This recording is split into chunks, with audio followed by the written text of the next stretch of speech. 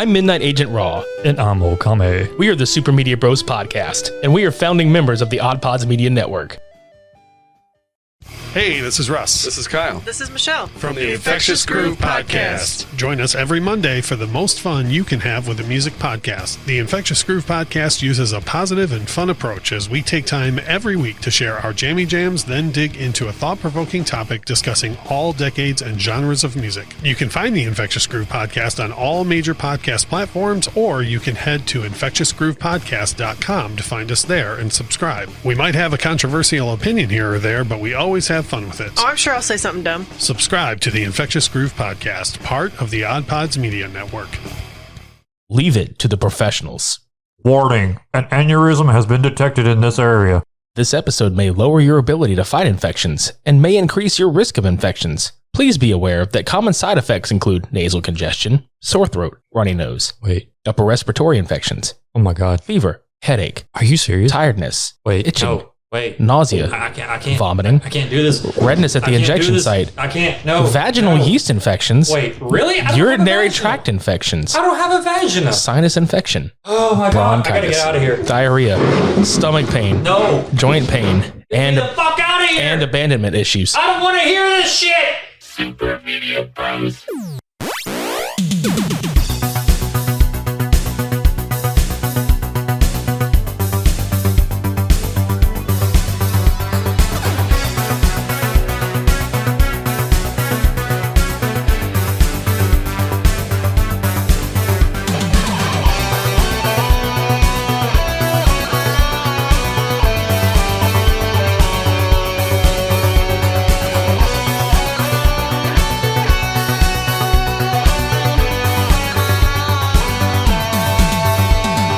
If you're experiencing any of these side effects, please alert your doctor immediately.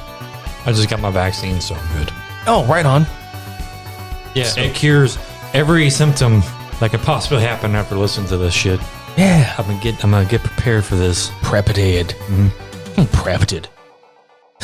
Preparation H, as in preparation hate. Yeah. Welcome to episode 181 of the Super Media Bros podcast. I'm Midnight Agent Raw. And I'm still alive. For now. We're back with another flop 10, and this one was actually voted on by the fans on Twitter. We put a poll out asking, what subject would you like to see or hear most? And you done hit us with the worst cover songs ever. We're going to let you know this may be the last episode of the Super Media Brothers podcast because it's possible we may have a stroke after doing this because that's how terrible the cover songs we found are. Like, we're probably going to be in a coma. For the foreseeable future. So just forward warning. Yeah. Okay, now, how this usually works is that we take 20 songs and then we pair them off and we do an elimination style tournament bracket. However, there were so many songs that were so bad we couldn't leave them off of this list. So some of these matchups are either three-way fights or four-way fights, but you get the picture. And I also made the conscious decision to take live songs into consideration too, because dear God, they're just as bad. And we can't, we have to warn y'all. Like there's no redemption for these artists. No, and the thing about these are some of these covers are absolutely, it's known that some of these covers, like everybody's like, oh yeah, that cover was really terrible. But then there are some covers that we personally picked out where we were like, these definitely belong within this conversation. Right. So if you want to, we can start from the actual top of the list and work our way down because there's no way to slice this shit cake where you get a good piece. I was about to say, like, it doesn't matter if we start in the first, the last, the middle, number 2, number 6. I don't care. Everybody loses. They're all number 2s. We're all losing too. So okay, and we paired these off in a way that might make sense. For instance, this first round is actually 2 Nirvana covers. It's Miley Cyrus's "Smells Like Teen Spirit" versus Puddle of Mud's cover of "About a Girl." Look, I'm just going to get right to it. Miley Cyrus's voice is both her strength and her downfall. Because while she does have some pretty good shit, her cover choices are fucking terrible. Like, she actually just participated in a cover of Nothing Else Matters. Oh, God. It was fucking horrible. Like, that didn't even make the list, only because this was even worse. The main point that I think we both talked about with this one, she has that twang in her voice, and it's a lot of her upbringing and her family and everything like that. You can hear it, and it just completely distracts from the rest of the song, for one. Two, the band itself playing the instrumental part is the only decent thing about this, and her vocals just don't meld well with the actual song itself. Nothing of it matches. It's almost like she tries to sound like Kurt a little bit, like trying to get that graininess and that grit and that just depressed sound, but then she doesn't really pull it off very well. No, and other songs that she's covered with that same kind of rasp in her voice, like she does really well. Like when she covers anything that's Stevie Nicks influenced or anything like that. This, however, is just not. This is just not good at all. But on the flip side, yo, oh my God, I have not liked Puddle of Mud since the first album, and this is a good reason why. Their cover of About a Girl, it's not bad again, like I said, with the instrumental part. It's just when Wes starts singing. This one, I think, has the biggest issue when it comes to vocals. Obviously. The whole aneurysm bit is based off of a comment on the video that we watched for the song. When you watch him sing the song, he looks like he's about to pop a blood vessel. He sounds like he's passing a kidney stone. I would know. Yeah. Like, he'll sing parts of the song and then he'll go, yeah, I do. I just want to know if this was about a girl or about a turd he was trying to pass. Maybe the turd was his girl. I don't know. Puddle of Mud is basically just a muddle of pud at this point. I vote this one goes on to the fucking top or the flop 10. I already knew it was going to because, like, goddamn, he ruined the vocals so bad. Like Stewie, he ruined it. Yeah. Like, it's so hard to explain unless you listen to it because, like, whenever I was listening to it earlier, I was flailing in cringe. That's how bad it is. They're legitimately laughable portions, too. Mm-hmm. So if you'd like a good laugh, go definitely check that out. Let's move along to the what I would like to call the AC3C section of this because there's 3 covers in question. And oh boy, they all suck just as much as the other. Celine Dion and Anastasia, their cover of You Shook Me All Night Long, which was on the Divas thing on VH1 or whatever the fuck. Marilyn Manson's cover of Highway to Hell, and Shakira's version of Back in Black. I can tell you right now, Marilyn Manson, he ruins a lot of things, especially this. There's no redemption. Like, the song sounds nothing like it should. Okay, one, you mentioned this earlier. Do they have these kind of drums in any AC/DC song? No. Okay. If you've heard one AC/DC song, you've heard them all, which in this case, it's very apparent that that's the formula that works. Stick to that formula. Right. But also, I don't want synthesizers or any kind of electronic sounding songs in a AC/DC song, period. And the way he delivers the verses, they're too augmented to the point where you don't even, like you said earlier, like you don't even recognize it. It's so destroyed at this point. Yeah, like you don't recognize that this is a cover until he starts singing. And even then, you're having a difficult time believing that he actually covered it this way. And then the chorus hits and it sounds like Southern cock rock. Yeah. That is the closest thing to this song of the original that would make sense. It's just him singing Highway to Hell. Yeah, and even then the guitar playing in the chorus doesn't switch the chords like it's supposed to. No. It just stays on one and then it goes to another and then back. Fuck this cover. Honestly, we can hash on Celine Dion and Anastasia and Shakira all we want. Because one, on the flip side, Celine Dion, she don't need to be singing any rock songs. And also, I hate Anastasia's voice in this song. It's like on the verge of like nasally and you're too old to sing. We were both making jokes about how Celine Dion looked like she was about to pop her hip out of place during this fucking performance. She did the fucking Angus Young jump across like the kick across the stage. Yeah, the duck walk. Yeah. And I was like, I'm surprised she can do that at her age. But yeah, I think the biggest travesty of this song, which is really not that much of a travesty, is just the fact that Anastasia's vocals they're bad. I can't stand her voice. Dude, Celine Dion looks like one of those moms that she's been like drinking mimosas all day at a fucking karaoke party. She just got off of work at 5 o'clock. Yeah, like it's 5 o'clock somewhere. I'm going to pound these mimosas back. I'm going to pound a couple of fucking glasses of wine.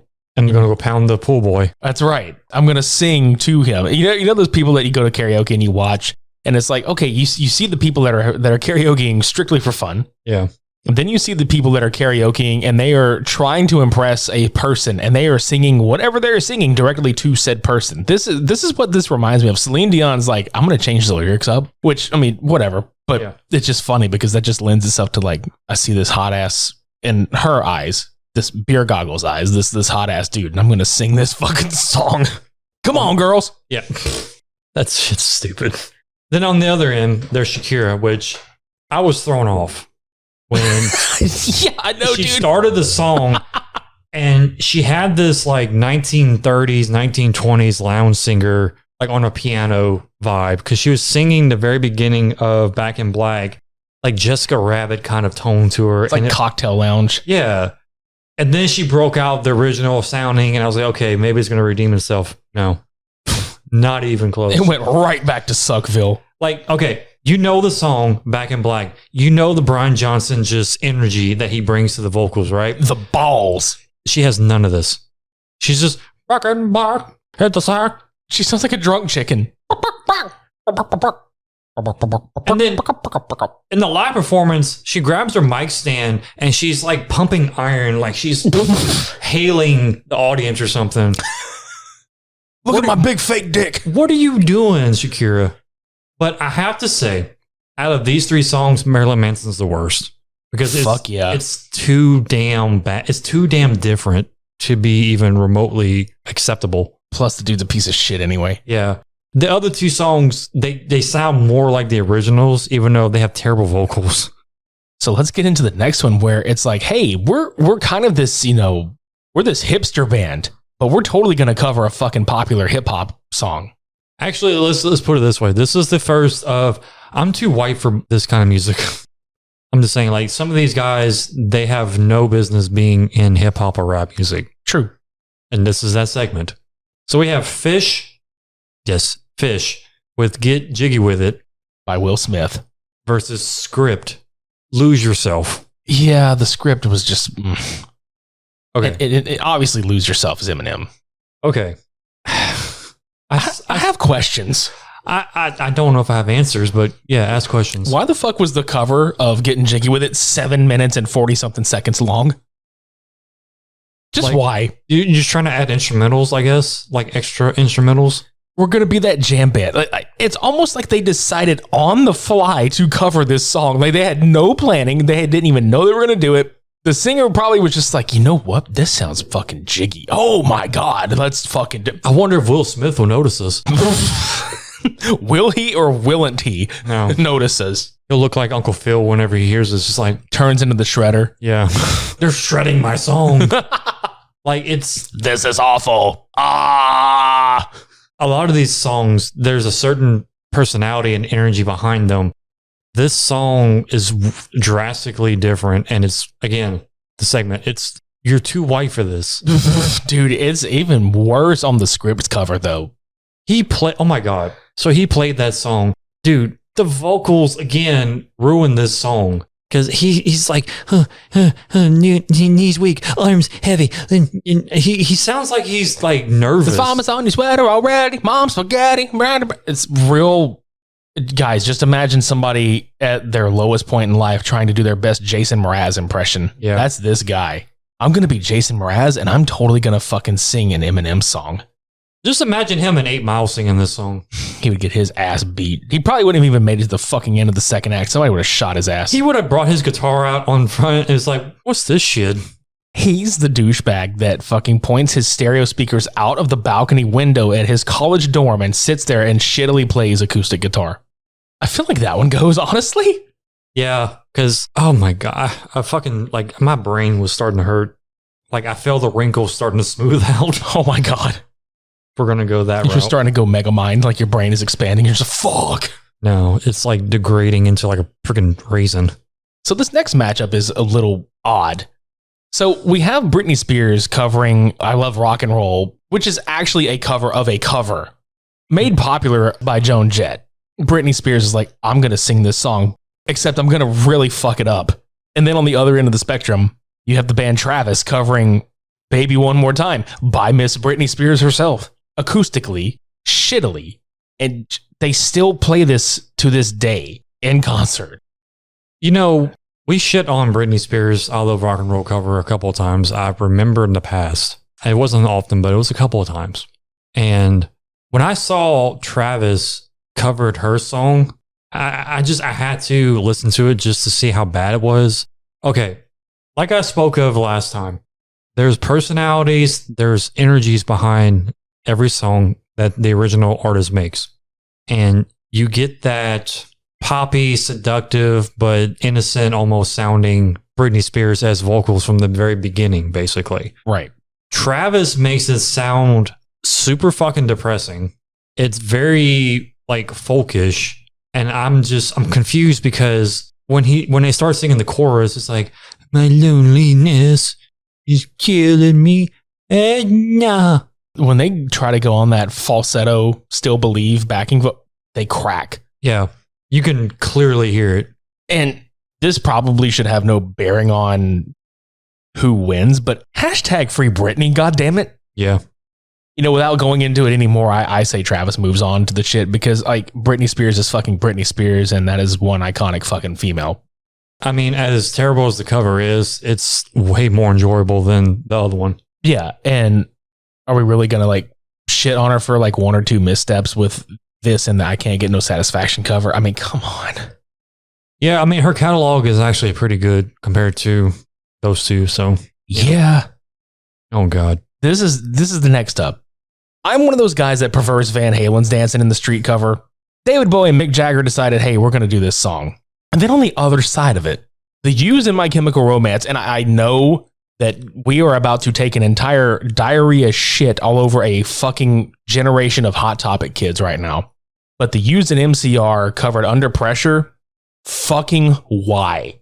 I can just hear the black eyeliner being applied right now. These boys, no. Not my boys. The Black Parade is coming for you. But here's why. Do I like the Used? Absolutely. Do I like My Chemical Romance? Absolutely. Do I like this cover with the both of them trying to do their best impressions of David Bowie and Queen? Fuck no, because first of all, Cody pointed something out, and I've always noticed it, but I didn't really think much of it at the time. It's too fast. Like when you hear Bowie and Queen sing, especially with Freddie Mercury, there's elegance to it. There's a pacing that they apply to the song. Like, again, it makes the personality of the song. And if you try and just amp it up, it makes no sense. Like, it doesn't, for one, yes, it doesn't register with your brain because you're already so used to the original version of it that it's so jarringly different. But at the same time, if you were to distance yourself from the original and just listen to the cover by itself, it still doesn't make sense. No. Because it's something about how it sounds that just doesn't work well with it. It feels jarring. Yeah. It's jarring. It feels overplayed too, especially with the drums. Mm-hmm. Because see, the original version that had come out was like a live version, and then they actually did a studio cut of this. I've listened to both. They both suck equally. But that's not to take away from the fact that I think Gerard and Bert are good vocalists in their own bands. This just did not work. Well, that's what you mentioned earlier. It's like both these bands separately, they're great bands. Like, hands down, there's nothing harsh to say about them as a whole. This was just a bad choice on their part to cover the song. Right. And the sad part is like they look up to these two bands or two artists, which on the flip side of that, let's just be honest about this fucking Dancing in the Street cover that Bowie and Mick Jagger did. The only good thing that it gave us was the fucking meme where the music video is replaced with real life sound effects of like their shoes and them going and just jumping around and shit. Yeah. Like Bowie, oh my God, bless his soul. Rest in peace, friend in the skies. But you can't save this song. No. I'm not a big Mick Jagger person at all. I'm really not, but not even David Bowie can save him or this song. Yeah.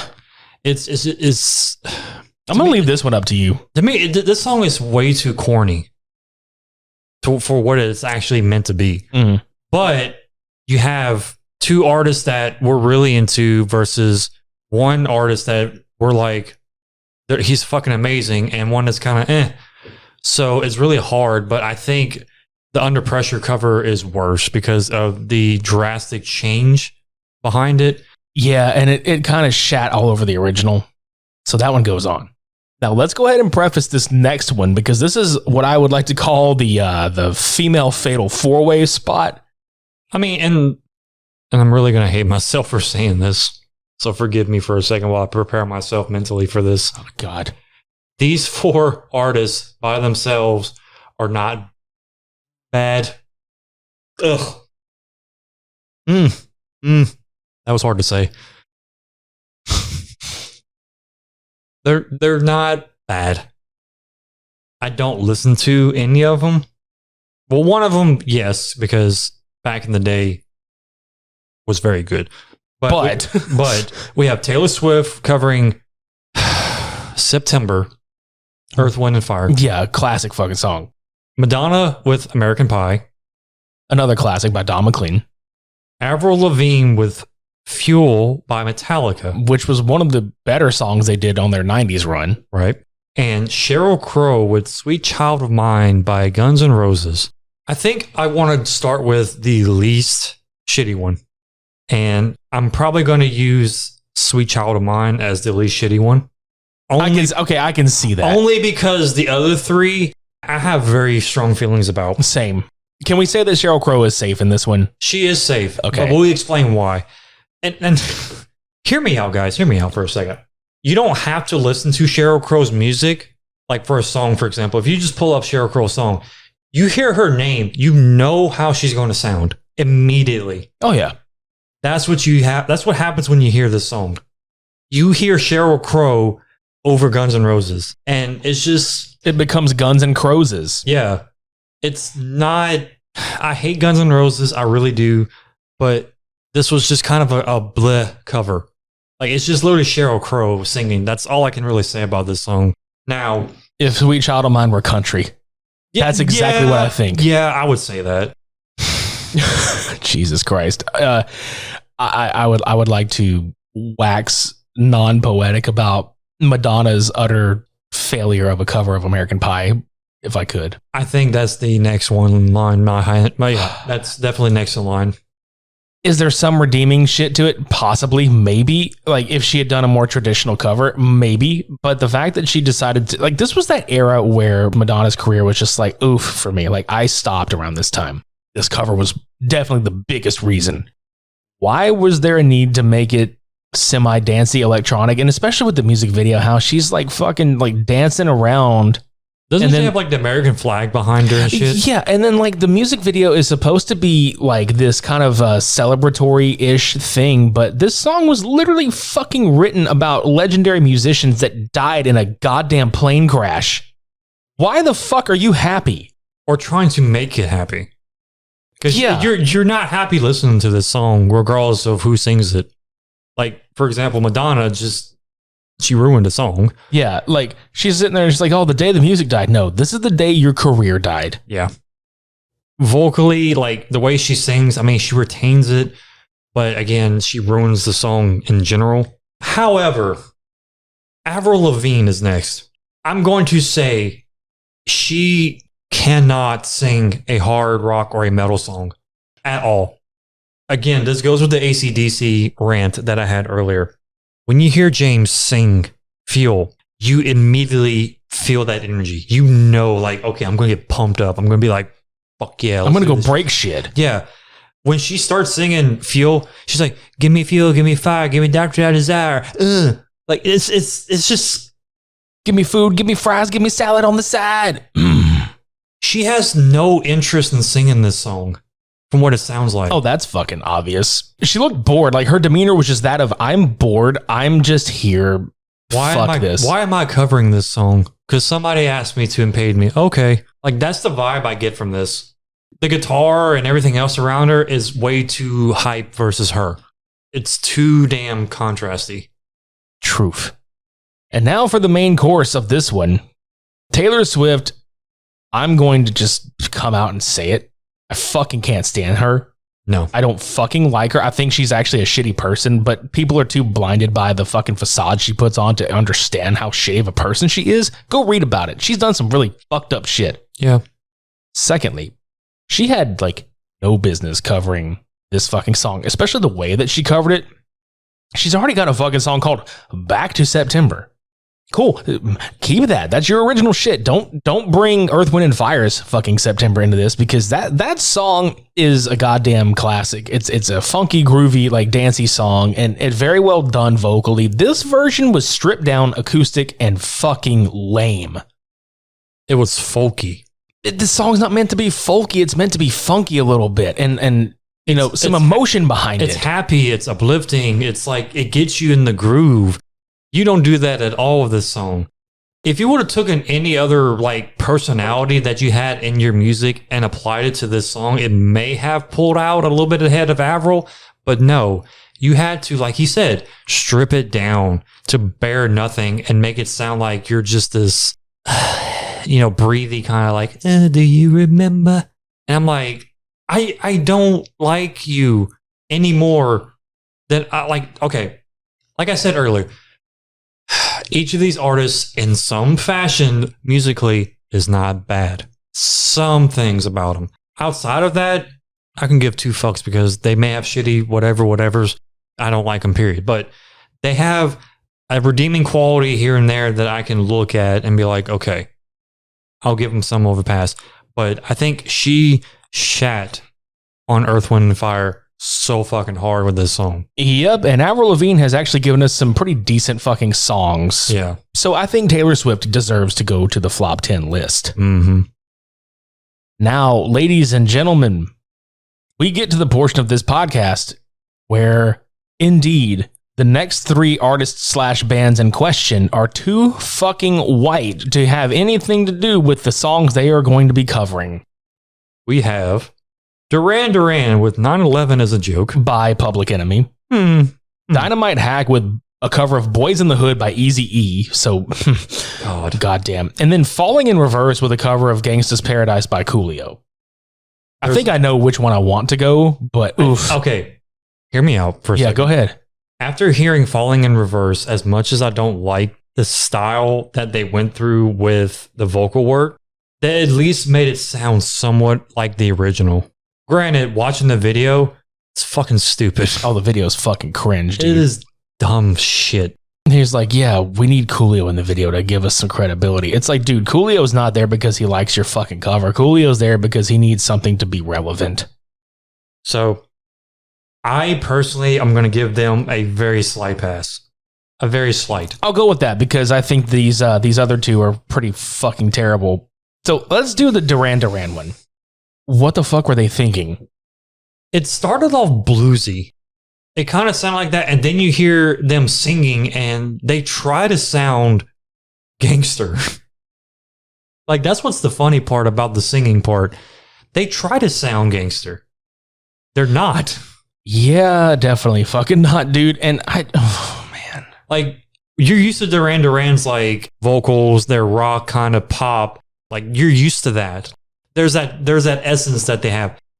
What the fuck? They don't need to do like this. They don't need to, okay, we want to try a different direction with our music. This is not that direction you should have gone. Because, like I said, I cringed hearing the vocals. Like, as soon as he started singing, like, dude, quit. Just stop. However. Oh my God. And this is the funniest thing that I think we have done in a long time. He played Dynamite Hack, right? Yeah, this is, bear in mind, Boys in the Hood by Eazy-E. We all know Eazy-E was one of like the founding dudes for NWA. Eazy-E discovered fucking Bone Thugs and Harmony. Right. Keep that in mind. This dude is one of the fucking like OG rap dudes. He plays this song. I have never seen this cover. I have never seen the video, never heard the cover or nothing. This is the first time I heard this. The laptop is facing the other direction. He plays it and he walks away. I started listening to this shit. I shit you not. The first thought that came to mind was, do they have sweater vests on? And I said, just look at the laptop. And lo and behold, they're like prep jocks with fucking sweater vests. With that, they have the look of, I got daddy's money and daddy'll sue you. And they almost sound like Weezer-ish. But worse. Yeah. And Weezer's not even bad. No, it's just there's a vibe to Weezer that I'm picking up on them, but they make it far more cringier than it should be. So imagine like a worse Weezer band covering this song. The band members consist of probably every dude on an Abercrombie and Fitch poster with like a sweater vest around their neck, or people that walked out of a Dockers commercial, or your Ruby Tuesday waiter. I don't fucking know what the fuck They you do. literally just got off the golf course. They literally just played a round of tennis. And I mean, just one round. They hit the ball like 3 times. Oh, I'm breaking a sweat. Oh, we're balling. Let's go to the club. Yes, let's go to the club, the country club. We'll get the smoothies that we normally get with the wheatgrass and lemongrass. Cleanse our palates and our bowels. That's exactly what this sounds like. So for me personally, I know who won this. It was This one. Dynamite Hack. Oh, fuck yeah, same. And now we're going to move along to the last 3 matchups. Now, look. I feel really, really bad about these next 2 because I know for a fucking fact that our friend CJ from Podescue, he's one of the other shows on the OddPods Media Network. He's going to be so mad at us for this one because he loves this band so much, and like this is one of his favorite covers. Like, in fact, like I want to say this is his favorite cover by any fucking band. We're putting Typo Negative's Paranoid from Black Sabbath up against Hollywood Undead's cover of Immigrant Song by Led Zeppelin. Guys, my soul hurts. Oh my God, does it hurt? I can't tell you how much I love fucking Robert Plant. I can't express that enough. That band is iconic as fuck. Like, their drummer is one of my biggest influences ever. Yeah. I honestly think Robert Plant is probably one of the, if not the best vocalists ever. Oh, absolutely. He is definitely like top 10 in my fucking list of vocalists, like straight up. I mean, like, you got John Paul Jones, you got Jimmy Page, and you got fucking John Bonham, dude, and then Robert Plant. Like, this is like the ultimate fucking rock band. And coincidentally, these 2 covers, keeping with the theme, Sabbath and Zeppelin are arguably the godfathers of heavy metal. Right. Let's just be honest. So, Hollywood Undead butchered this song. Well, why'd they bring the fucking kazoo in for the main vocal thing? The Viking scream portion. There's a fucking kazoo in it. It may not even be a kazoo, but God, it sounds like one. It's like...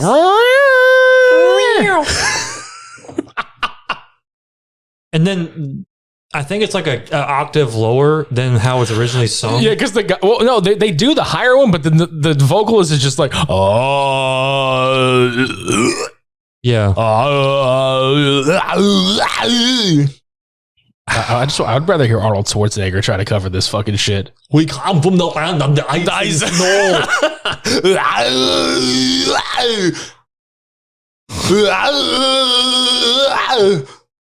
Get to the chopper.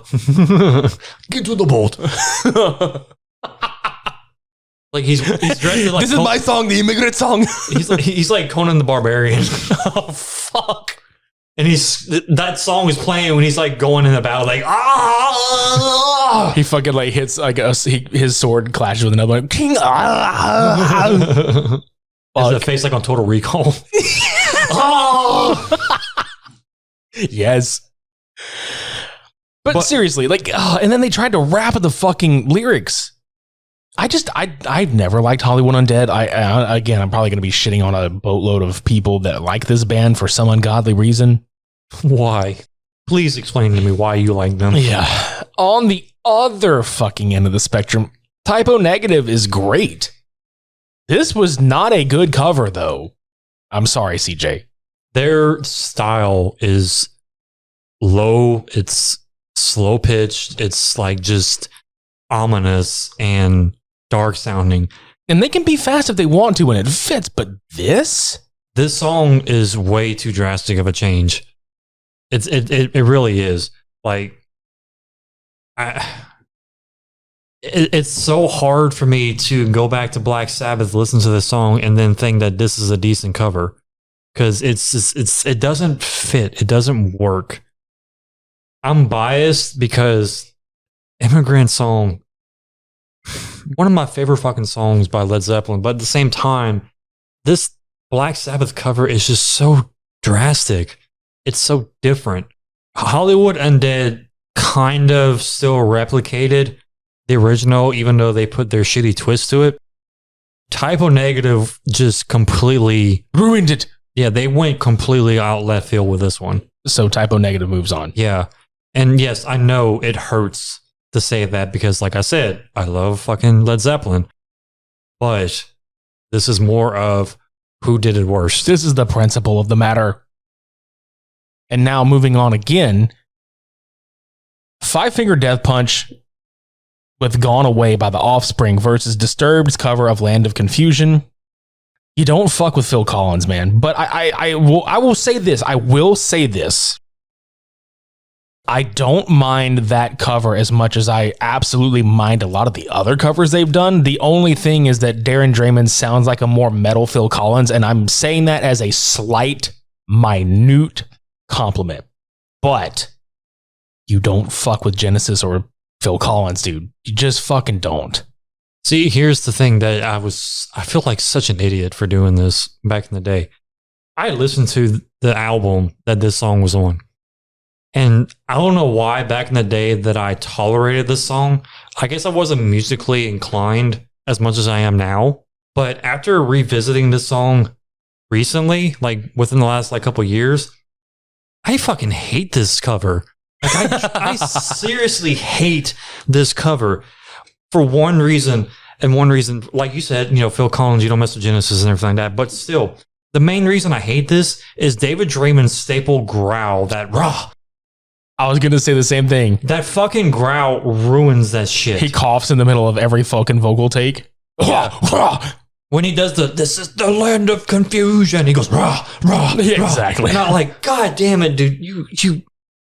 You slapped Genesis literally in the fucking face with this song. And I love the first album by them. Like, that is like their only good album. And I can't stand this fucking cover. But does it compare to Five Finger Death Punches? Oh, fuck no. Exactly. God. I was going to say, Five Finger Death Punch, honestly, shout out to Johnny Segura, because Johnny Segura was like, hey, guys, please tell me that their shitty cover of Gone Away is on this list. And I said, yeah, it absolutely fucking is, because honestly, Five Finger Death Punch deserves their own list for being such a fucking shitty band. These guys are the same fucking thing every song. Every fucking song. There's no variation enough. There's not enough variation in their music to go, well, that's pretty cool. Ivan Moody just sounds like he's drunk trying to just stumble his way through this song. Not to mention the fact that there's no feeling. Yeah. Dexter Holland has so much angst and feeling and just passion in his shit. That's a lot of the punk rock in him. Like back in the day when Offspring, that was the angst and the mood that he said was that punkish feel to it, the vibe to it. Because when you hear Offspring, it's just that whoa, that kind of just energy to it. Five Finger Death Punch has their own douchebag energy that just completely just destroys, decimates. Five Finger Death Punch is the soundtrack to Monster Energy Kyles across the nation. Yeah, no joke. Yeah. I can literally just imagine them walking around with their freaking snapbacks and their shirts off. Jesus fucking Christ. This one is an obvious choice for the both of us, I think. As much as Disturbed was just kind of and they've kind of shit the bed on a lot of the covers they've done, Five Finger Death Punch ruins a lot of shit. It's because they're too damn generic. Most of the artists that we mentioned earlier, they have such a huge variation in their music that you can pinpoint a few that you like and some you don't like. I literally hate every fucking song by them. I found out they've been around since 2007 or some shit the other day? Yeah. I didn't know that. They've been around for a while. Yeah, I didn't realize they'd been around that long. And I was just like, what the fuck? Who's responsible for giving these motherfuckers the radio play? And who's responsible for giving them careers? Because they are fucking terrible.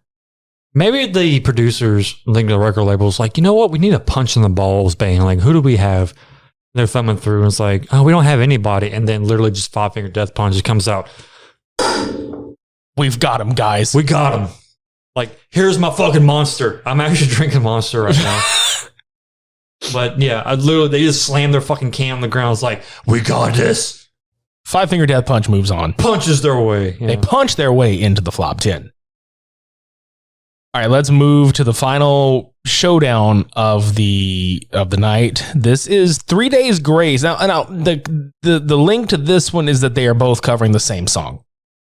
3 Days Grace versus Mayday Parade featuring Vic Fuentes. They are both covering Somebody That I Used to Know by Godier.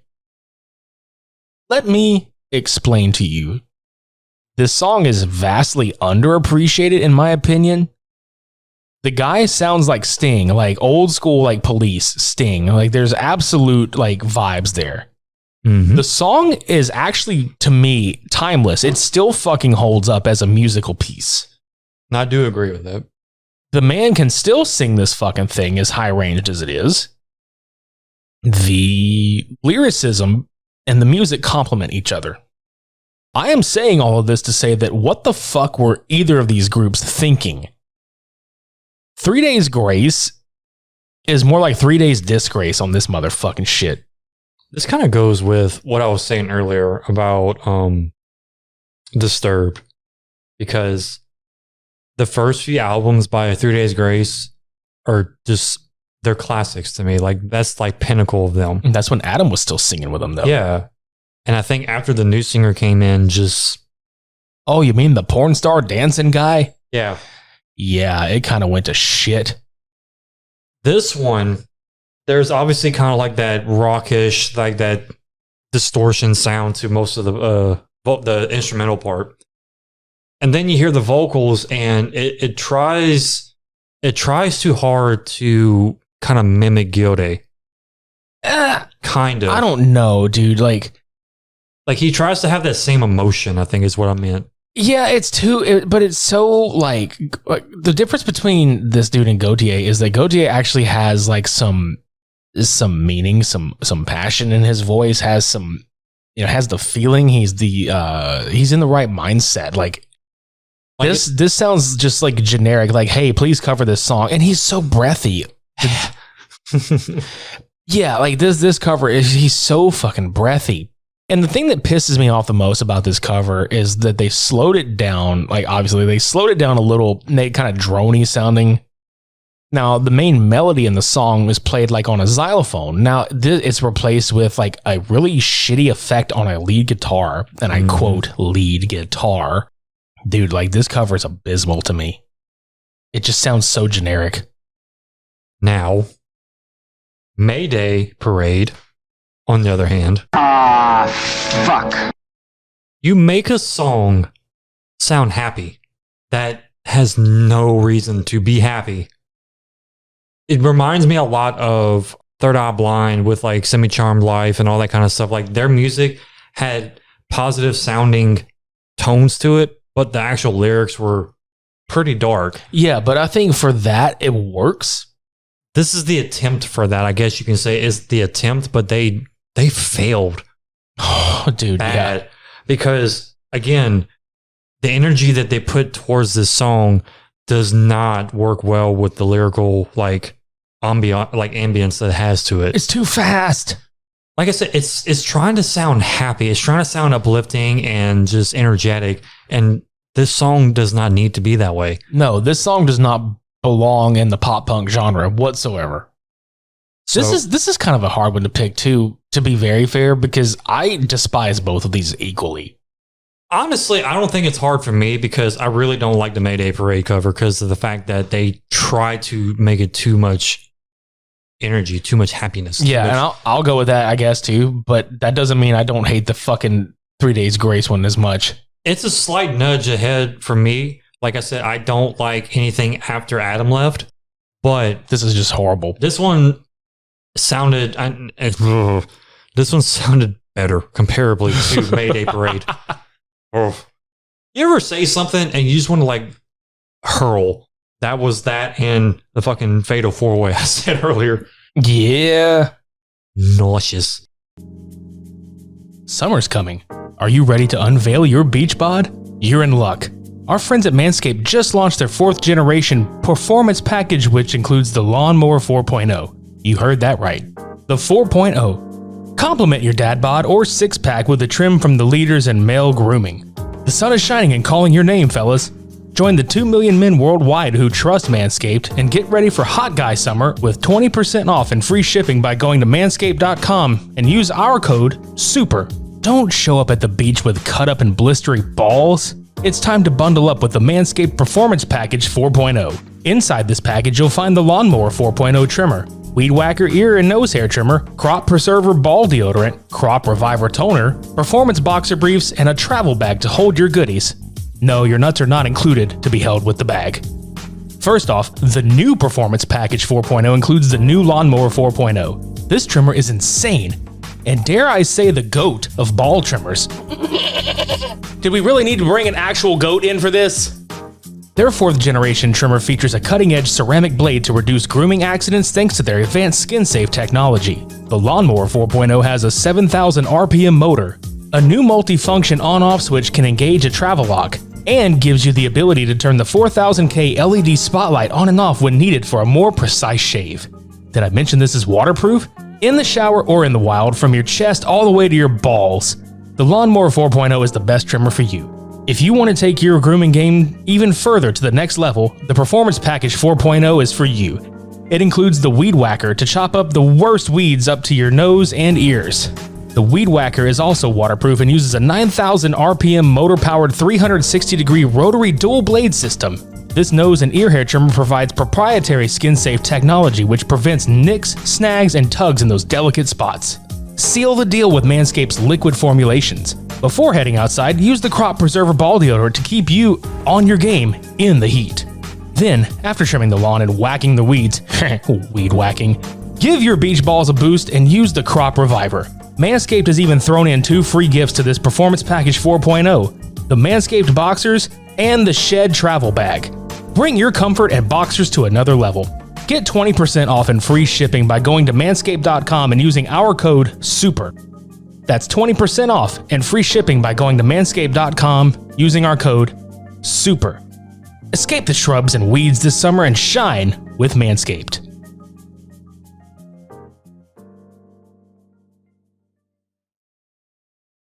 I think it's time to rank these motherfuckers, man. Oh, Jesus Christ. Where do... I know, right? Like, Okay. I'm sitting here like, where the fuck do we go? Like, Okay, with so- all this bullshit. Okay, so we look at... Okay, so we have Puddle of Mud's song. We have Marilyn Manson. We have Script, Travis. The Used in My Chemical Romance. Yeah. We have Taylor Swift. Ugh. We have Dynamite Hack, Typo Negative, Dynamite heck. Five Finger Death Punch, and Mayday Parade. Okay. Yeah. So out of those 10, which is the most Least- tolerable? The most tolerable? The most tolerable. God. Fucking kill me now. Jesus. The most tolerable out of the... Okay. Hear me out. As much as I don't like it, I think the Under Pressure one is the most tolerable out of them because at least it tried to fucking sound like the original. Yeah. Because I'm literally racking my brain because like the other 9 are just fucking garbage fires. Jesus Christ. I know, dude. This is... Look, I'm going to go on record right now. This is probably the most difficult list we've ever done. As far as having to get this ranked from like least shittiest to the most. Okay. I think I'm going to give number 9 to Puddle of Mud. Really? Only because it kind of sounds so close to Nirvana, even with fucking Wes's stupid fucking vocals. Oh God, I can't even believe it's going that low on this list, dude. I really can't. No, I can't because the rest of these songs are way too different from the originals. Oh, I will begrudgingly put that at number 9. That deserved top 5 in my opinion. No. But I will begrudgingly put that at 9. No. I'm going to fight you about that because I'm telling you, these 2 songs so far have been the closest to the originals. I'm not fighting. I said I'm begrudgingly putting it at number 9, even though I think it's top 5 on this one. And I don't agree with that. That's fine, and that's totally fine. I just, oh God, like I just think about his stupid like diarrhea face every time I fucking think about this. I pooped. Yeah. I'm thinking number 8 belongs to Typo Negative's Paranoid. Yeah. Like part of my brain is like conflicted with that because I think it deserves higher. But we're looking at the other ones. I think that's rifle. That's a fair shake. That's rifle. Because the other ones are rifles to the fucking foreheads. Yes. Jesus Christ, this is hard. Because we have Manson, we have Script, Travis, Taylor Swift, Dynamite Hack, Five Finger Fruit Punch. Douche Punch. Yeah, Five Finger Douche Punch. Gosh, y'all don't know how hard this is. Like this is literally difficult. This is a hellscape that we kind of had no idea. Well, we had an idea, but we had like literally no idea. Like this is gonna be a fucking like roadblock. The other flop 10s were easier than this one. Oh, by fucking far. God damn, dude. I'm torn, and this is probably gonna like drive you insane. I'm torn between Manson and Travis. Okay, because it's either you can't cover a Britney song, or Manson ruined a fucking AC/DC song. And then I say Manson goes at 6. Okay. We'll split the difference on that one. Yeah. So now we have Script, Swift, Dynamite, and Foot the Puh. Yeah, exactly. Foot the Puh. Let me rewind for a second. So I'm going to try my best. I'm going to channel my inner musical Jesus here to take away the hatefulness that I have towards the artist. We have Script trying to cover Eminem. Okay. I don't like his whiny folk shit. Taylor Swift, I don't like the fact that she went acoustic with a fucking funk song. A disco-ish funk song. Doesn't work. Dynamite Hack just literally, I think this was a comical cover. To be honest. It's too fucking funny to me. So would you say the Dynamite Hack goes at 5? I would say so. Okay, so if we think that goes at 5, I would be willing to say, hey, I think the Script's Lose Yourself goes at 4. Wait, hold on. Did we put Mayday Parade? No. We forgot that one. I didn't forget that one. I've been looking at it and being like, how is this not? Okay. Do you need to do some reshuffling here? Actually, no. Okay, good. Because I was going to say, I think where we're about to place these 4, aside from where they're ranked, they definitely deserve to be in this top. Okay, section. yeah. So let me. Jesus. I know. All right. So I'd say like Lose Yourself at number 5. Number 5 or 4? That's the. I'm sorry. Yeah, Boys in the Hood cover is at number 5. I would definitely fucking say. So I would say that Lose Yourself goes at fucking 4. Yeah. Now for the travesties. Here's how I would rank these 3. Mayday Parade at 3. And this is really hard for me. These top 2 are really fucking hard for me. But okay, like here's the thing that was conflicting. When you said that, I literally cocked my head because I was like, hold on. Because I was torn between that and Five Finger for a second, like for a brief second. What, Mayday Parade? Yeah. No, fuck no. But I was like, okay, let me replay the songs in my head real fast when you said that. And I was like, yeah, no. Go ahead. Honestly, if it was my choice, Taylor Swift is number 1. Yeah, same. And Same. You guys heard us many times. You heard us today. We trashed the fuck out of Yeah, Five Finger Dr. Pepper. Yeah. However, I cannot forgive this bitch. I think this is the hugest change for me. Not so much the artists themselves that covers it, but the fact that Earth, Wind, and Fire is so iconic in the funk disco era that they have some girl who's literally angsting about every fucking breakup she has, acoustically covering with soft-spoken vocals their song. And I'm like, no, you can't. Just hang it up. So, Fun Facts, Double Penetration, number 2. Taylor Bitch, number 1. There's your 10. God damn. I honestly thought that me and you were going to be like, nope, hold on a second. We're going to be like feuding with each other. Like, no, this song doesn't go there. No, because here's the thing. As much as I dislike Five Finger Death Punch, I dislike Taylor Swift even more. And I think everything that woman touches turns to shit. But that's the thing. I was trying to not let my anger and my hate towards that artist influence the actual song itself. Oh, if that would have been the case, I would have put Five Finger at number 1 because I fucking hate them the most. Well, exactly. That's what I'm saying. Like, for me, it was... But they weren't nearly as bad covering the song as she was. Oof, no. They fucking butchered that song, but September was by far the worst out of the two. Oh, God. My fucking brain hurts. And I'm sure all of you out there, y'all are literally about to hit Twitter and Facebook and Instagram and be like, what the fuck is wrong with you guys? Yeah, it's either going to be, what the fuck is wrong with you? Some of you may not have even made it this far. So if you've made it this far into the episode, congratulations. Exactly. Some of you have probably hit the unsubscribe button by now and have probably gone to leave us a 1-star review. And it's probably Ivan Moody of Five Finger Death Punch leaving us a 1-star review. And then the other 1% that's left are like, thank you. Right. I can tell you right now, I don't think any Taylor Swift fan is actually listening to this podcast. But if you are a Taylor Swift fan, I'm sorry.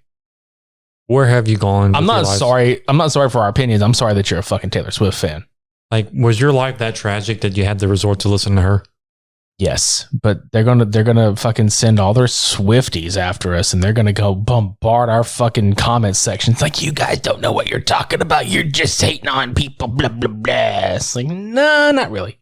Go listen to the originals and then listen to the covers, and then you come back and tell me otherwise. Exactly. I'm happy that we're done. We made it through. There will be more Super Media Bros episodes. Congratulations, us. Yeah, we didn't die. Yeah, I think I'm good. I have a pulse. Same. I don't feel my right side of my head hurting. Yeah, right. My arms are still intact. Nothing's numb.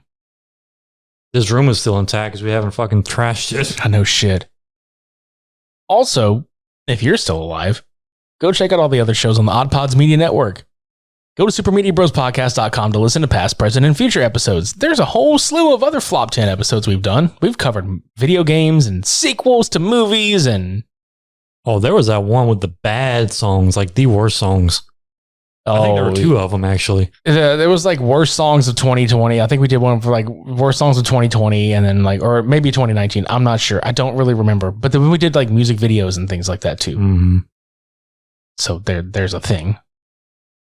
Just check that shit out. Oh, yeah, I out. forgot about that one. Yeah. Because we always meme the lightning strikes. That's right. That's right. So if you don't want to get struck by lightning like Joey Kramer, go follow us on social media. Facebook, Twitter, Instagram. It's all in the show notes below. I feel like the comment section is going to be lightning strikes now. Speaking of, if you would like to see if the comment section is like lightning strikes, go to our YouTube page and subscribe to us. Mm-hmm.